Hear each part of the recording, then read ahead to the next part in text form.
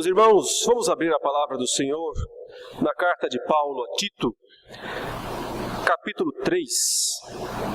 Nós vamos ler os versículos 4 a 11. Tito 3, versos 4 a 11.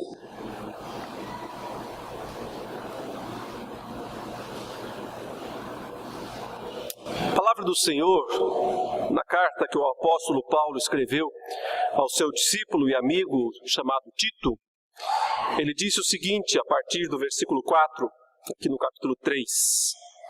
Quando, porém, se manifestou a benignidade de Deus, nosso Salvador, e o seu amor para com todos, não por obras de justiça praticadas por nós, mas, segundo sua misericórdia, ele nos salvou, mediante o lavar regenerador e renovador do Espírito Santo, que ele derramou sobre nós ricamente, por meio de Jesus Cristo, nosso Salvador, a fim de que, justificados por graça, nos tornemos seus herdeiros, segundo a esperança da vida eterna. Fiel é esta palavra, e quero que no tocante a estas coisas faças afirmação, confiadamente, para que os que têm crido em Deus sejam solícitos na prática de boas obras. Estas coisas são excelentes e proveitosas aos homens. Evita discussões insensatas, genealogias, contendas e debates sobre a lei, porque não têm utilidade e são fúteis. Evita o homem faccioso, depois de admoestá-lo primeira e segunda vez, pois sabes que tal pessoa está pervertida e vive pecando, e por si mesma está condenada. Até aí, meus irmãos, a leitura da palavra de Deus. No início do ano de 2009, uma revista dos Estados Unidos, muito famosa lá, a principal revista de circulação nacional, teve uma reportagem muito interessante sobre as 10 ideias, foi dito na época, as 10 ideias que estavam mudando o mundo. E uma dessas 10 ideias, isso lá em 2009, já são 6 anos pelo menos, era o chamado calvinismo, ou o novo calvinismo, ou a teologia reformada. Naquela época, nos Estados Unidos, estava acontecendo uma espécie de um reavivamento da teologia reformada na América. Eu estava naquela época cursando um mestrado em ciências da religião, e então eu escolhi como meu tema de pesquisa na época justamente esse desenvolvimento, esse redescobrimento do calvinismo ou da teologia reformada naqueles dias. E então depois isso também virou um livro chamado O Futuro do Calvinismo, onde eu procurei analisar na época, lá em 2009, 2010, justamente como o calvinismo estava sendo redescoberto não só nos Estados Unidos, mas também aqui no Brasil. E hoje, mais ou menos 6 anos depois, nós podemos ver isso como uma clara realidade. Isso é algo concreto, é interessante ver como em quase todas as denominações atuais do Brasil, a teologia reformada está entrando lá. Através das mídias sociais, através do YouTube, através de conversas entre amigos. E frequentemente nós temos recebido perguntas de irmãos que vêm de tudo que é denominação aí por esse Brasil, se é possível ser um reformado e fazer parte dessa ou daquela outra igreja de uma forma geral. O meu ponto aqui não é tratar exatamente desse aspecto, quem sabe mais para frente, em algum momento, eu possa falar mais sobre isso. Mas como eu tenho visto realmente haver um interesse muito grande, e muitas pessoas se dizendo reformadas, se dizendo calvinistas, então eu gostaria de, nessa noite, com base nesta passagem do apóstolo Paulo aqui, trazer um conselho. Um conselho para os novos reformados. Mas ele não vale só para os novos. Evidentemente, esse conselho vale para os velhos também. Perdão pela palavra velhos. No sentido de que já conhecem a teologia reformada há muito mais tempo.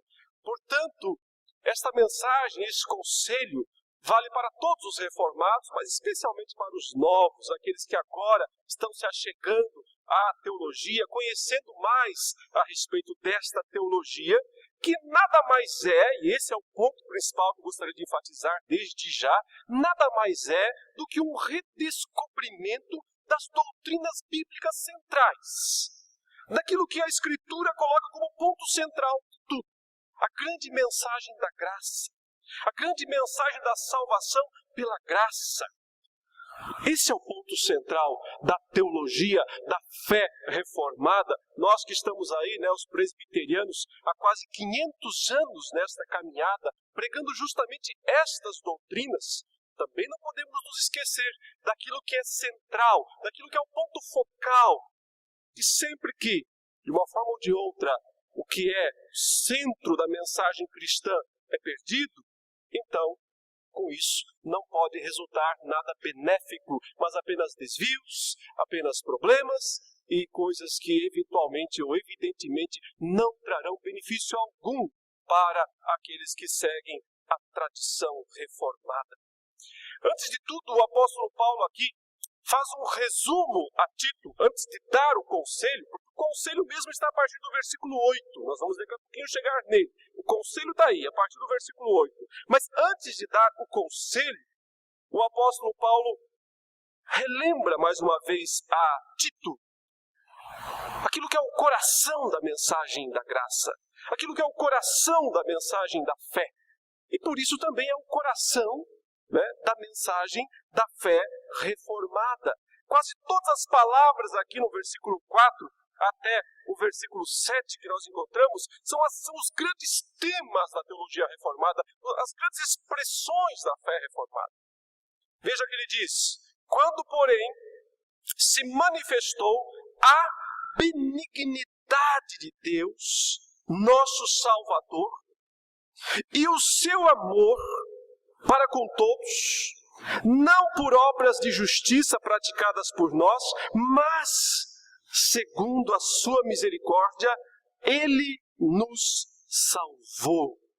Antes de tudo, a teologia reformada é a teologia reformada por causa desta ênfase na ação de Deus, na prerrogativa divina, na prioridade de Deus. É Ele quem age, é Ele quem começa.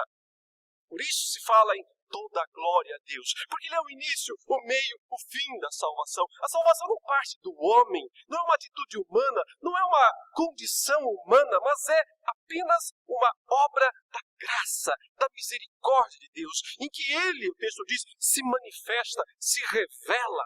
Então, quando, porém, aqui Paulo diz, ele está mencionando especialmente a vinda de Cristo, o seu nascimento, a sua encarnação, a sua obediência aos mandamentos de Deus, a sua morte na cruz, o sangue derramado para pagar os pecados dos pecadores que somos nós, sua ressurreição, sua vitória, sua subida aos céus, seu reino estabelecido, isso é a manifestação da benignidade, esse termo completo aqui, apontando para tudo que há de melhor, tudo que há de bom.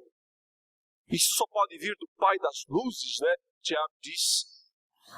Quem não há variação ou sombra de mudança, ou seja, todo bem só pode vir desse Deus que se manifesta, o texto diz aqui, salvadoramente, para salvar.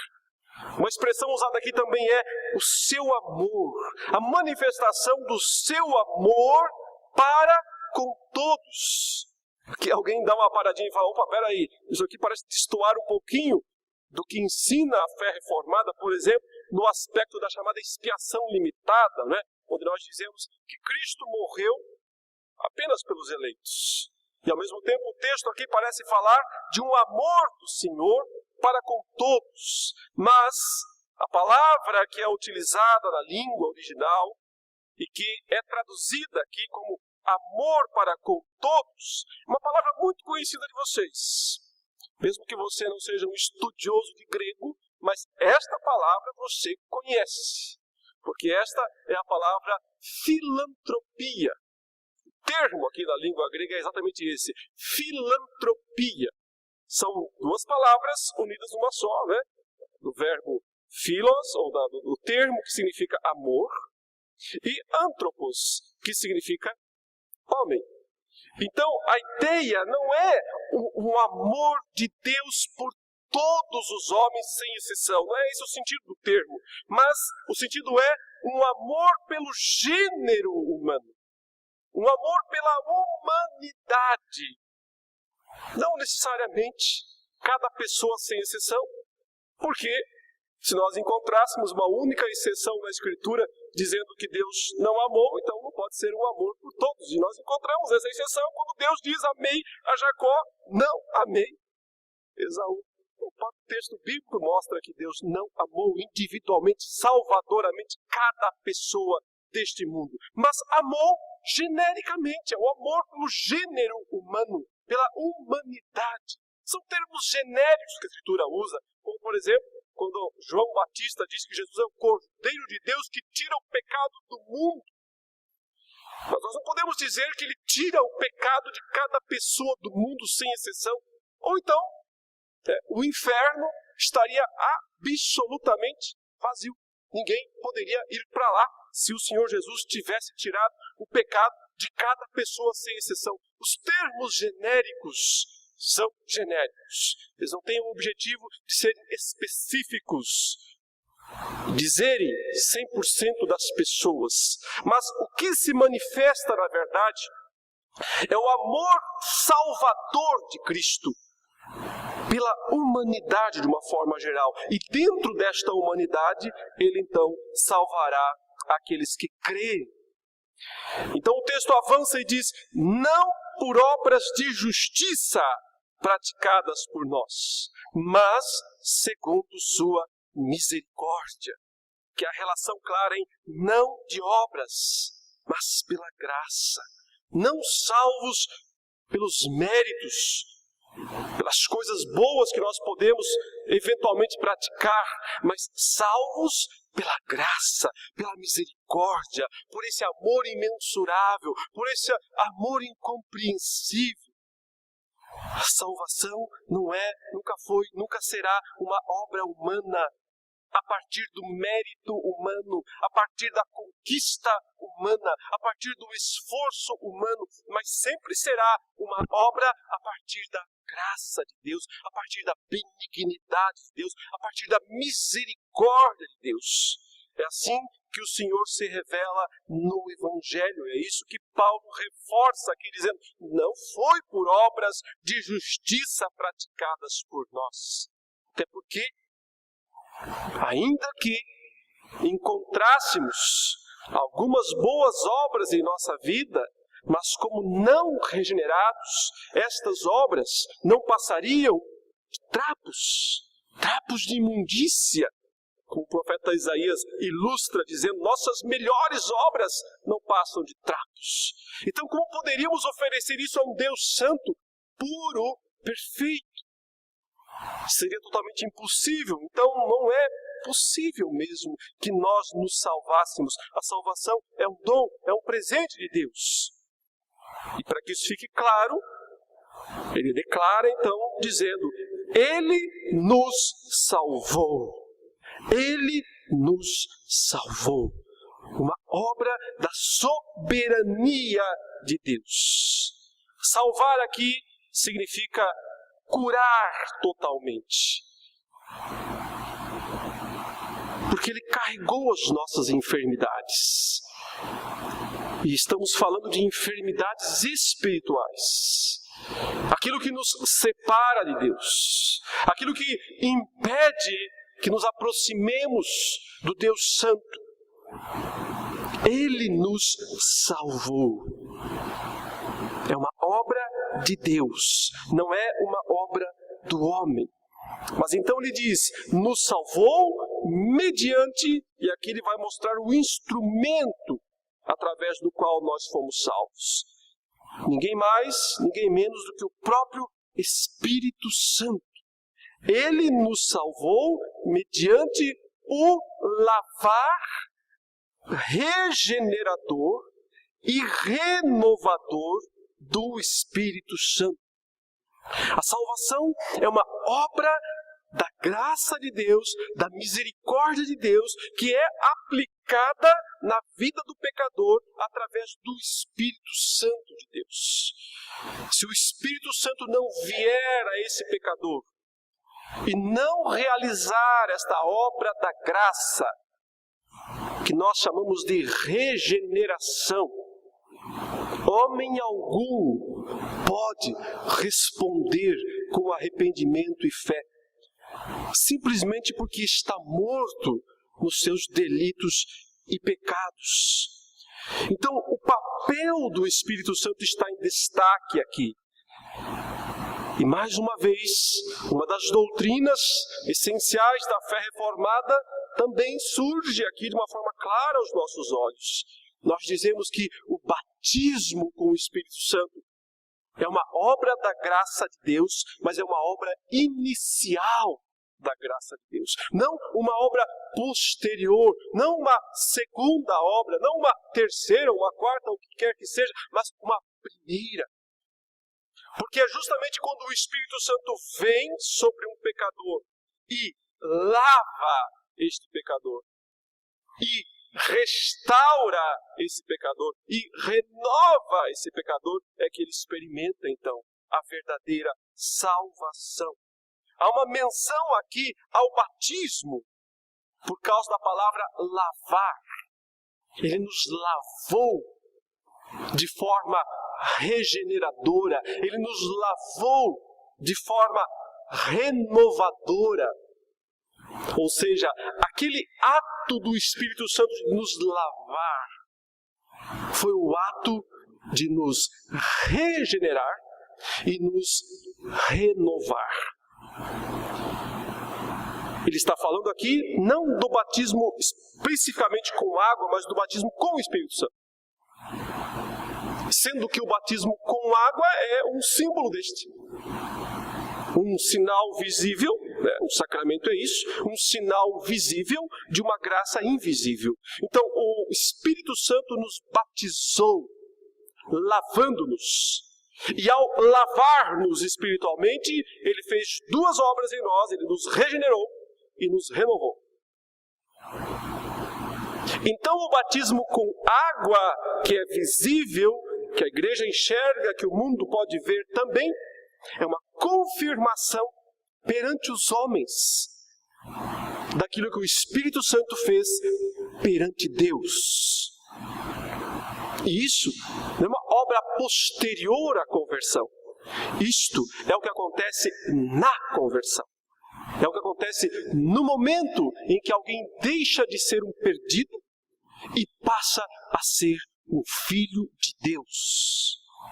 Os dois termos que o apóstolo Paulo usa aqui são os termos centrais da Escritura para a ideia de conversão, novo nascimento. O primeiro é regenerar. A ideia mesmo é, você está morto. Então, o Espírito de Deus gera uma nova vida. Implanta uma nova vida dentro daquele homem que está absolutamente morto. A ilustração mais clara que nós temos na Bíblia para isso é o que acontece com Lázaro.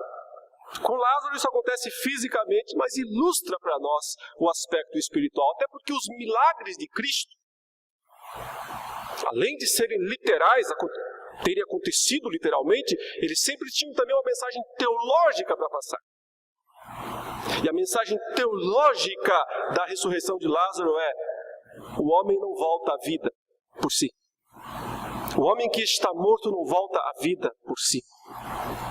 Mas aquele que disse, eu sou a ressurreição, eu sou a vida, este pode parar na frente do túmulo de alguém morto e dizer, fulano, saia do túmulo. O poder criador da palavra de Deus em ação. A ordem de Cristo para o Lázaro é carregada do poder de fazê-lo ressuscitar. Ou do contrário, seria uma loucura. Seria uma tolice. Se não houvesse poder na ordem, Cristo perderia seu tempo mandando o morto se levantar. Como eu e você provavelmente perderemos se nós formos encontrarmos alguém dentro do caixão e dissermos: fulano, levanta. Por que perderemos nosso tempo? Porque nós não temos poder criador em nossa palavra. Mas aquele que disse: haja luz, e houve luz. Aquele que disse: surja a terra, surjam as árvores, apareça a erva verde. É aquele que tem o poder de criar através da sua palavra, através da sua fala. Este é aquele que diz ao pecador morto: arrepende-te e creia do Evangelho. E esta ordem, através do Espírito Santo de Deus, o mesmo que pairava sobre as águas no início e extraiu as potencialidades da criação, é o que vem sobre as pessoas mortas, os seus delitos e pecados, e então implanta a vida. Quando a palavra de Deus manda, ordena que o pecador se arrependa e creia. Então este pecador, que não tinha condição nenhuma de crer, recebe o poder e a ordem para fazer isso. Porque Jesus não disse para Lázaro: Lázaro, se quiser, venha para fora. Pense um pouco aí. E se quiser, venha. O chamado de Deus é um chamado eficaz, é irresistível. Vem para fora. Só resta ao pecador obedecer ao comando do Deus que é todo-poderoso e que cria vida do nada, pelo simples poder da sua palavra. Esse lavar, Paulo diz aqui, regenerador e renovador. E essa palavra aqui, renovar, é a mesma usada mais tarde na Bíblia para descrever: eis que eu faço novo céu, nova terra. Nada mais do que o poder do futuro, o poder que cria o mundo vindouro, o poder que vai levantar as estruturas do novo céu e da nova terra, já agora aqui, disponível, acessível, aplicado para criar vida num pecador morto. É preciso muito poder para converter uma pessoa. Todo o poder de Deus em ação para converter um pecador morto. O poder da cruz, o poder da ressurreição, o poder da criação do novo céu e da nova terra, do mundo vindouro. Tudo isso através do Espírito Santo em ação na vida de uma única pessoa. É isso que está acontecendo quando alguém está passando por esse processo de arrependimento e de fé. Esse poder de lavar, de regenerar, de restaurar, de renovar, Paulo diz aqui no versículo 6, Ele derramou sobre nós ricamente, não foi pouca coisa.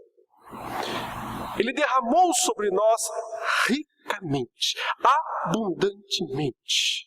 É isso que é o batismo com o Espírito Santo. O derramar abundante do Espírito Santo sobre o pecador morto, renovando, restaurando esse pecador, para que ele experimente a vida da graça, a vida da restauração.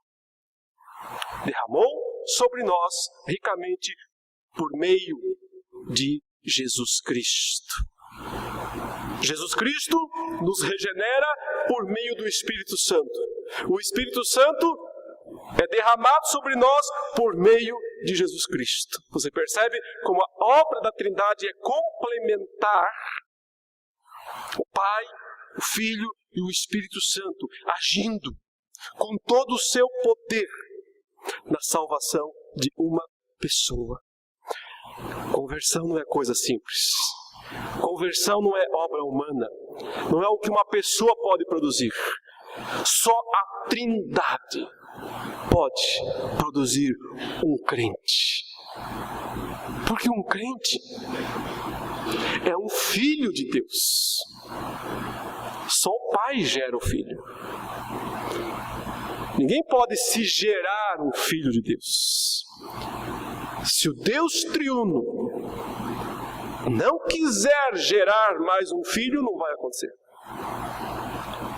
A salvação é uma obra do Deus triuno. O homem não produz. Deus triuno produz, através do seu poder. E então, tendo feito isso, ele diz, nós podemos experimentar já agora, ele diz, a fim de que, esse é um objetivo imediato, nós podemos experimentar já agora a justificação por graça, a fim de que, justificados por graça, isso é agora, nos tornemos seus herdeiros segundo a esperança da vida eterna. Isso é depois. Já experimentamos agora a justificação pela graça, o status de herdeiros, mas herdeiro, se é herdeiro, ainda não é dono, ainda é herdeiro, ainda não recebeu a plena herança. Ela está garantida, ela é certa, não dá para perder, mas está lá na frente. Então nos encontramos nesse limiar entre o mundo atual e o mundo vindouro. Um pé aqui, outro pé lá.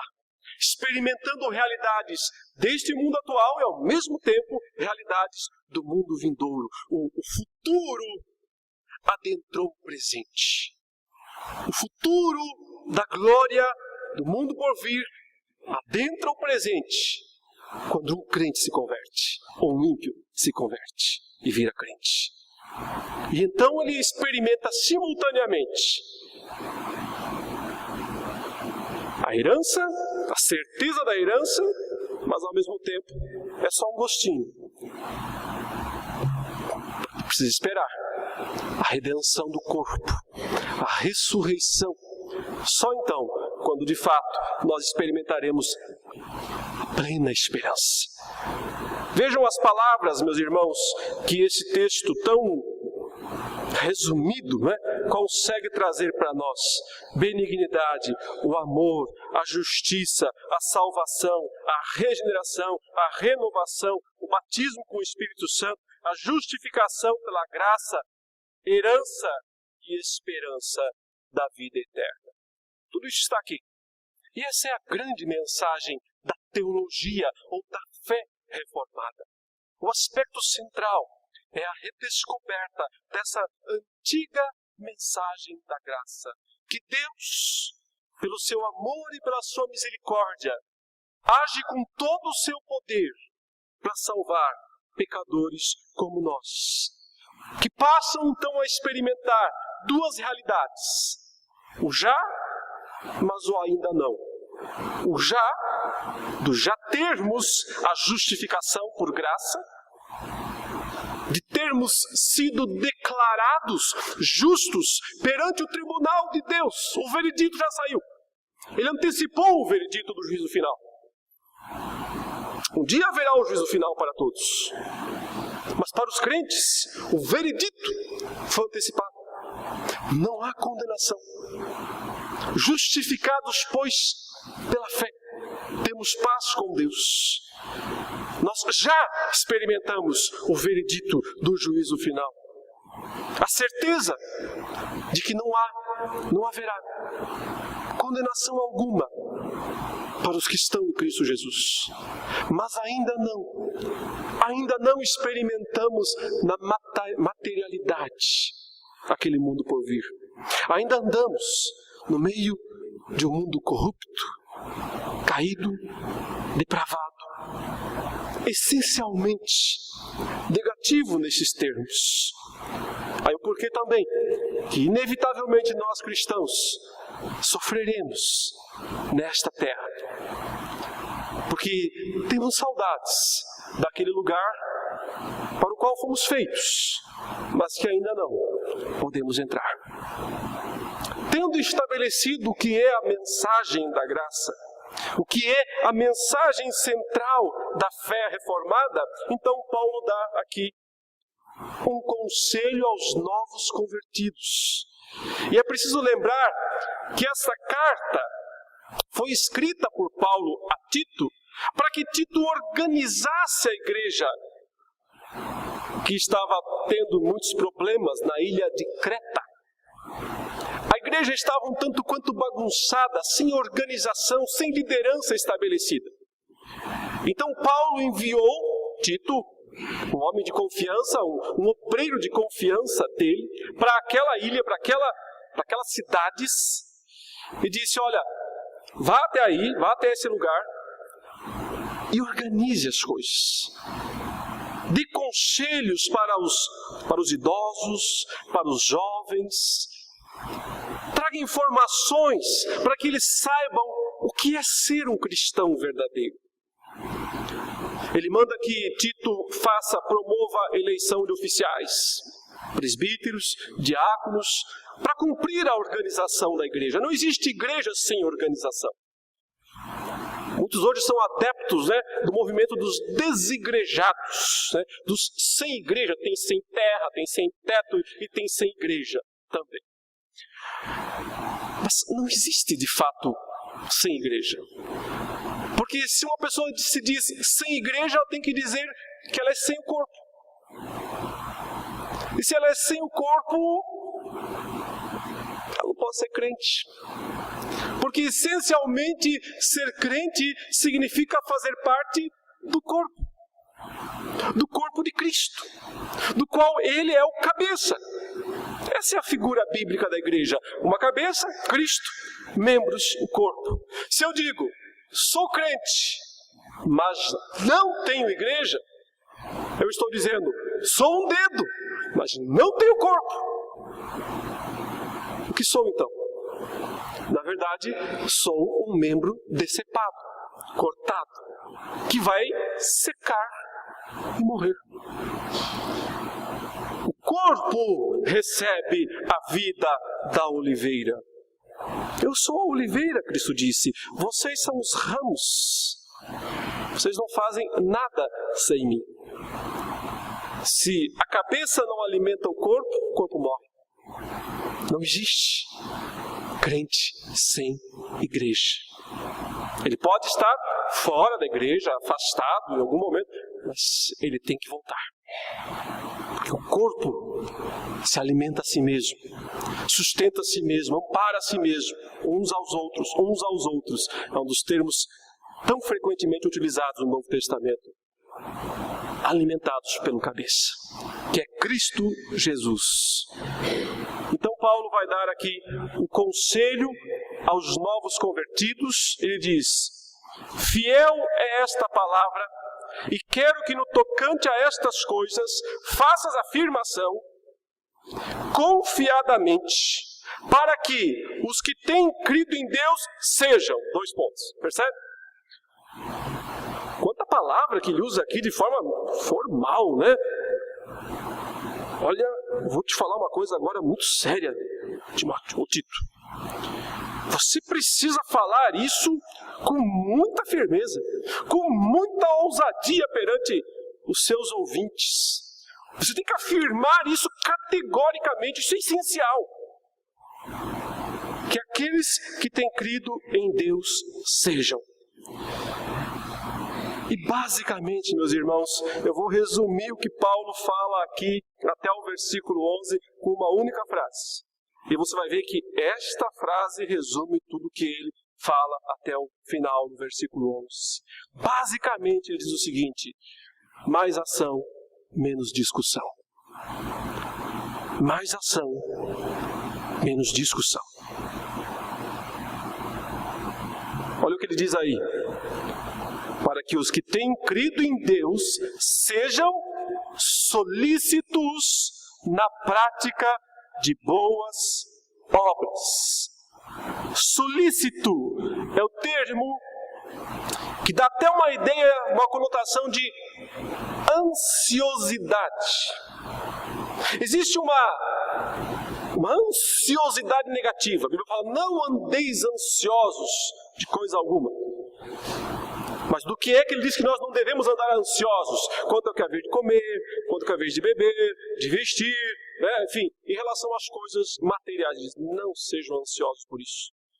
Porque o vosso Pai que está nos céus sabe que vocês precisam, cuida de vocês, alimenta vocês.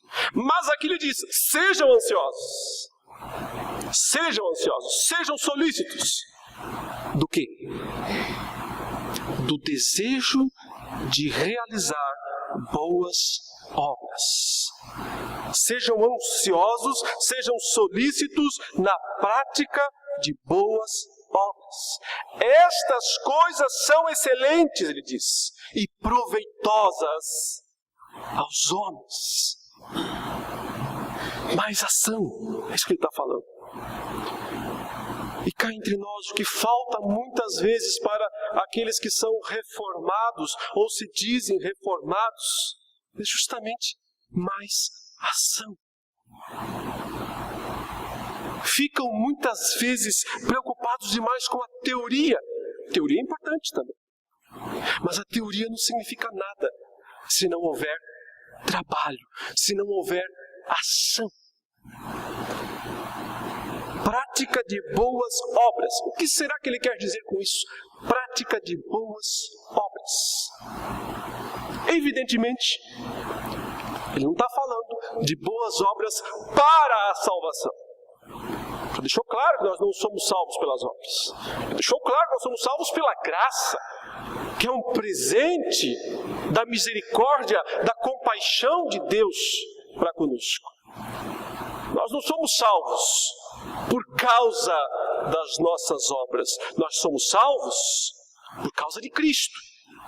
Pelas obras de Cristo. Pela vida, pela morte, pela ressurreição de Cristo. Mas qual é o papel das obras? É só lembrar o famoso Efésios 2, 8, 9 e 10. Salvos pela fé, não pelas obras, para que ninguém se glorie. Mas Ele nos fez de novo, nos recriou para boas obras. Então a gente faz um joguinho de palavras e diz, nós não somos salvos pelas obras, nós somos salvos para as obras. Não pelas, mas para. Elas não são a causa, elas são o objetivo. A causa da salvação, Cristo. Sua vida, sua morte, sua ressurreição, Cristo é a causa. Por isso nós somos salvos pela fé, pela graça. A graça é a causa da salvação. Mas as obras são o objetivo. Nós fomos criados ou recriados em Cristo Jesus para praticarmos boas obras. Mas o que são boas obras? Como podemos resumir boas obras? Na carta de Paulo a Tito, boas obras envolvem várias coisas. Santidade, é claro. Santidade de vida, ou seja, evitar o pecado. Esse é um dos lados das boas obras.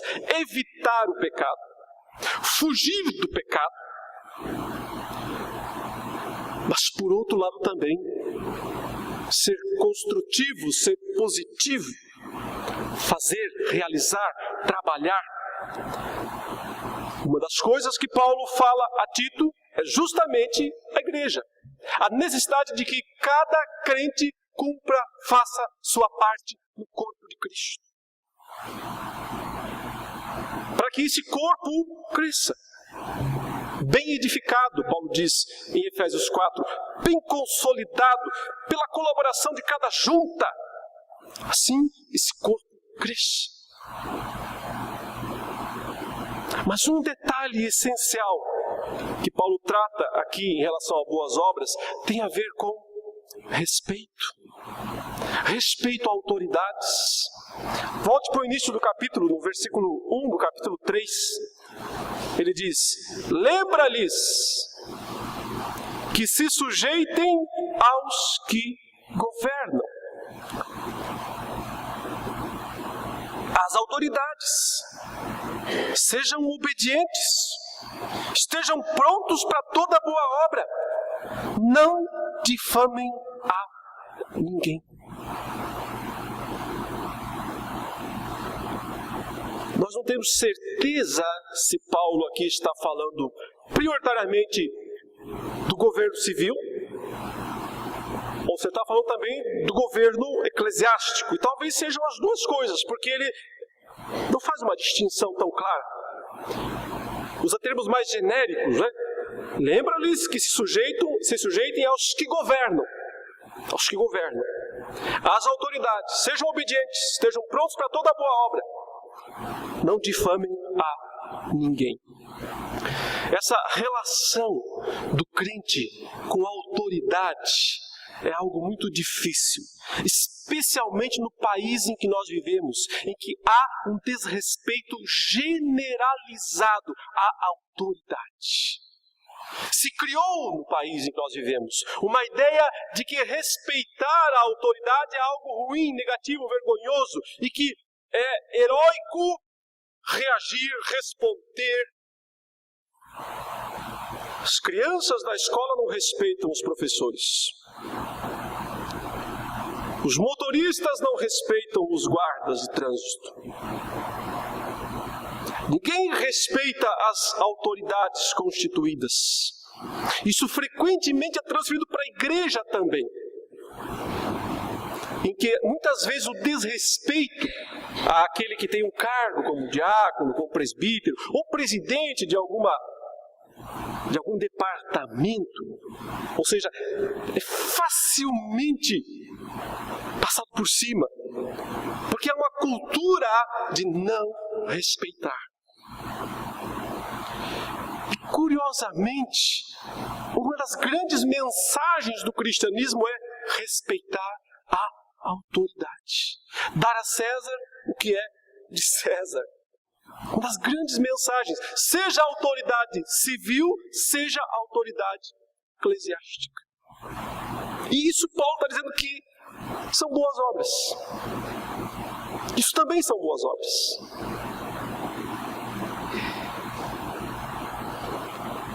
É muito comum nós vermos pessoas vindo à teologia reformada, conhecendo mais a teologia reformada, mas daqui a pouco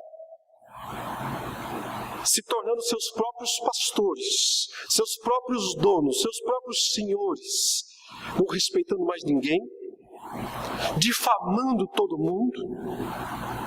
E a expressão aqui é: não difamem a ninguém. Das perguntas que eu respondo muito frequentemente na internet, irmãos vindos de denominações neopentecostais sabem que seus líderes estão fazendo coisas não bíblicas lá, e eles me perguntam: o que eu faço? Confronto? Brigo? Exponho?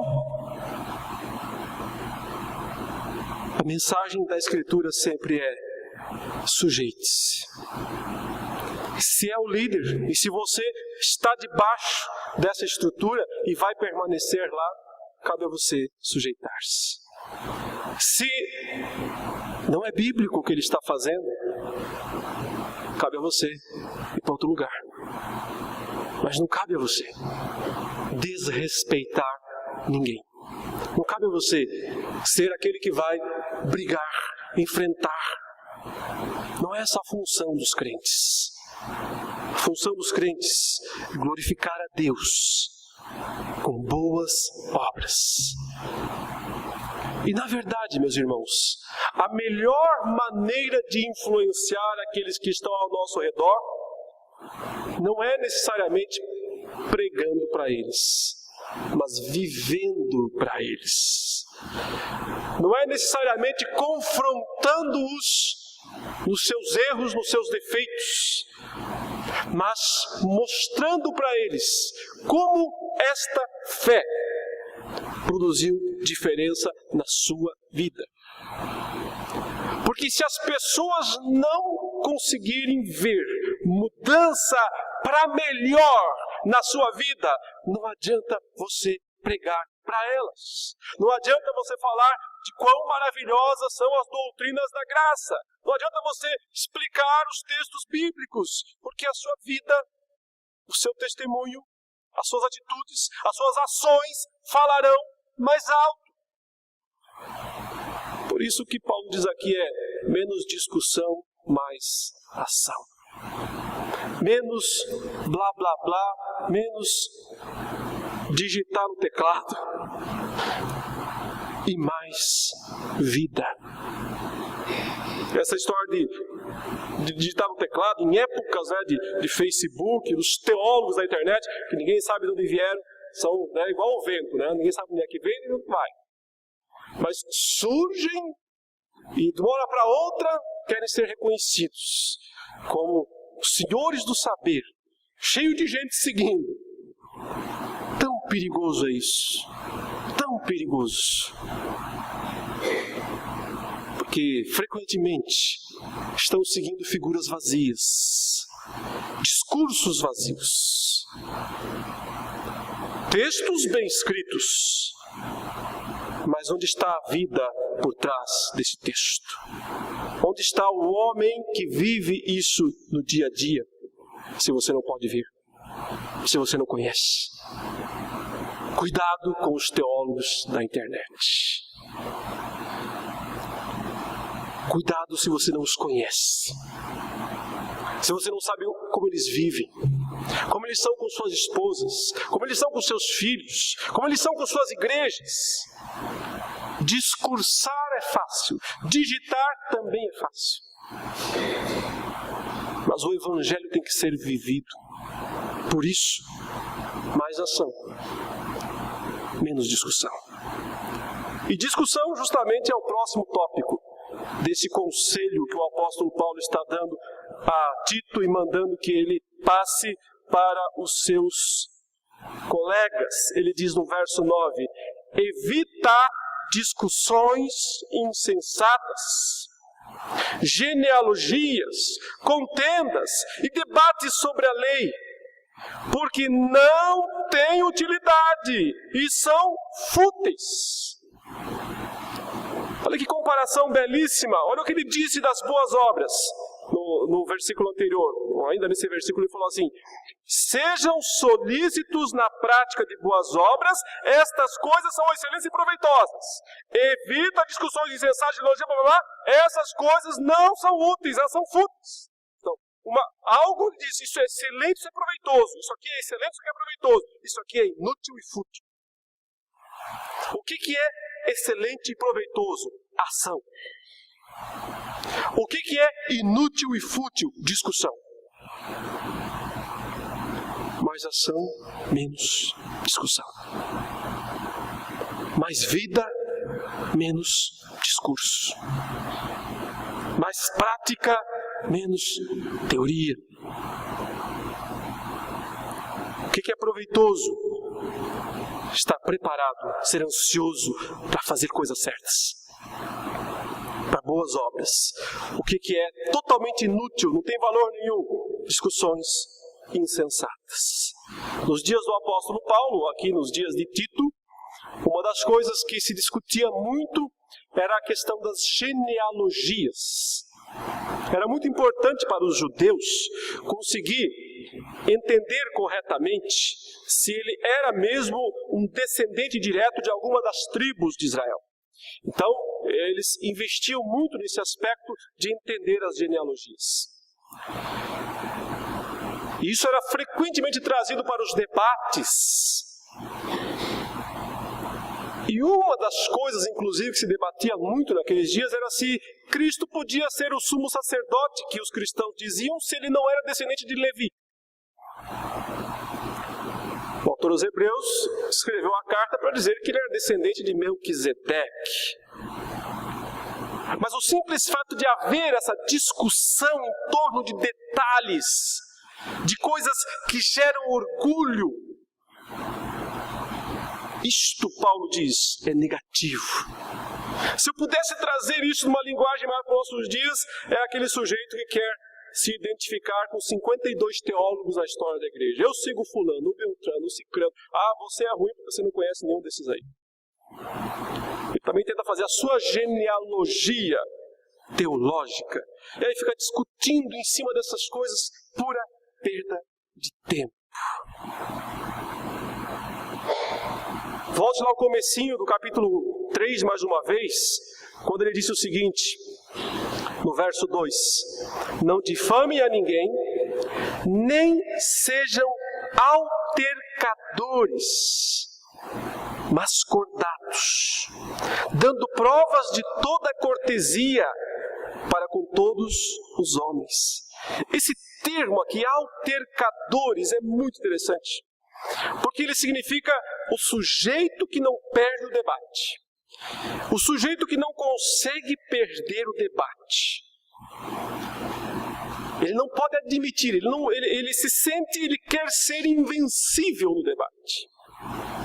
É só observar em qualquer debate, principalmente na internet, o cara que sempre tem que botar o último comentário. Tem que sempre ser o dele. O sujeito que não aceita não ter a palavra final sobre o debate. Isto é uma obra da carne. Isso é carne borbulhando.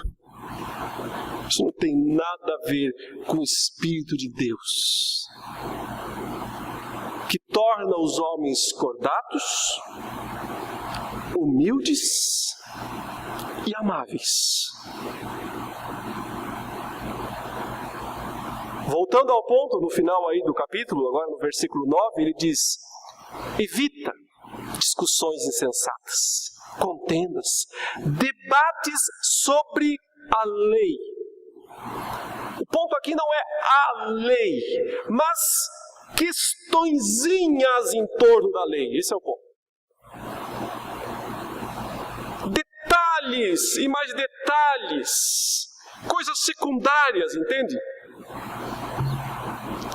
Quantas vezes nós vemos pessoas discutindo, gastando horas, dias, discutindo assuntos absolutamente secundários, absolutamente irrelevantes, gastando sua energia, horas e horas e horas em cima de algo que não vai levar a lugar nenhum, não vai ajudar ninguém, não vai produzir nada para ninguém, a não ser aborrecimentos,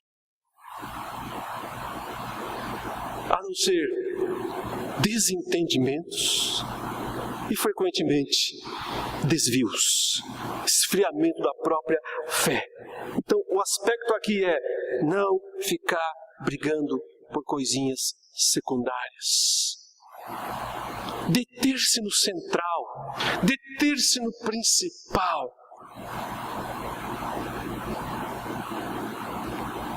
Mais ação, menos discussão.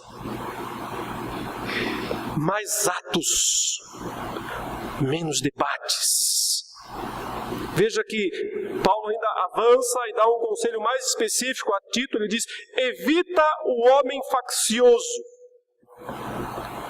Depois de admoestá-lo primeira e segunda vez, pois sabes que tal pessoa está pervertida e vive pecando e por si mesma está condenada. Evita o homem faccioso. Faccioso aqui é de onde vem a palavra portuguesa conhecida como heresia, o homem herético. Mas o herético hoje, nós pensamos, é aquele que defende uma doutrina falsa, okay? Que contraria um dos pontos centrais da fé cristã ou da fé reformada ou da fé evangélica. Mas o sentido de faccioso aqui não é exatamente esse, é mais aquele homem que é doido para discutir, que é doido para debater. Ele diz: evita esse cara. Chama a atenção dele uma vez, chama a atenção dele uma segunda vez e para por aí. Porque se você chamar 2 vezes a atenção de alguém assim e ele não mudar a sua atitude, esquece. Esse cara já deu demonstração de que está pervertido. Pervertido de mente. E que já está condenado em si mesmo. Porque o amor dele é o debate. não é a glória de Deus. É impossível você gostar de debater e viver para a glória de Deus. Porque quem gosta de debater, gosta de aparecer. Quem gosta de debater, gosta de chamar atenção para si mesmo. E não para Deus. E não para a glória de Deus. Então, o resumo de tudo aqui, o conselho que Paulo dá e que nós podemos aplicar aqui aos novos reformados é: mais ação, menos discussão. Mais produção, menos discurso. Mais vida, menos blá blá blá. Porque pelas nossas obras, Jesus disse, que nós seríamos reconhecidos, que o mundo veria e creria. Sem esse atestado, o mundo não vê nada, só vê gente que gosta de brigar, mas não vê gente que glorifica a Deus. Glorifiquemos, pois, a Deus através da nossa vida, e assim nós seremos bons reformados, porque um reformado vive para a glória de Deus. Oremos. Senhor, nosso Deus e Pai, toda a glória, toda a honra e todo o poder a Ti somente, porque só Tu és digno. Humildemente reconhecemos nossas falhas e pecados diante de Ti e suplicamos, mais uma vez, Teu amor e a Tua misericórdia, a nos renovar e nos restaurar, e a nos renovar também a esperança em nós, a bendita esperança daquele dia glorioso em que experimentaremos plenamente a realidade do Senhor em nossa vida, de tal maneira que tudo que nos prende no pecado, no vício e no mal já não tenha mais qualquer efeito sobre nós. Como ansiamos, como esperamos por esse dia. Abençoe o Teu povo aqui, ó Pai, para que todos nós sejamos solícitos de boas obras, com mais ação e menos discurso, para a glória de Deus, em nome de Jesus. Amém.